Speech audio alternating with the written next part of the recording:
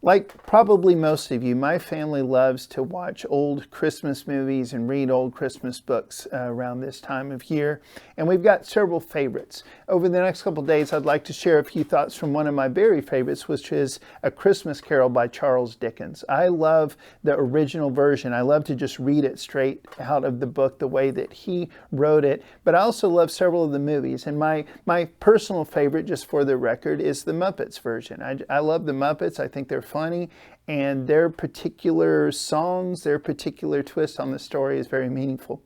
But that's kind of irrelevant right now. What I'd love to share, what we're always trying to share here, is just a little bit of hope, a little bit of practical and real joy in the midst of whatever else is happening with you in your world today. So let's talk about that story. One of the things that is in every single version is the character arc of Ebenezer Scrooge. You see this guy who at the beginning is basically the villain, and by the end he becomes not really the hero, but almost. He's certainly the protagonist of the story, and at the beginning of the story you really can't understand why. But he makes this journey, and this real transformation happens in his heart.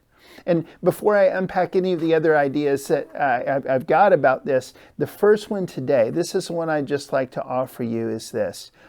When you come to Jesus, and I know that he didn't really come to Jesus in that story necessarily, but when you come to Jesus, there is hope of real transformation. And any version of the gospel that misses that, any version of the gospel that just settles for a ticket to heaven when you die, is missing most of what Jesus talked about, most of what the entire Bible talks about, most of what Jesus did in his life, most of what his followers did in his life.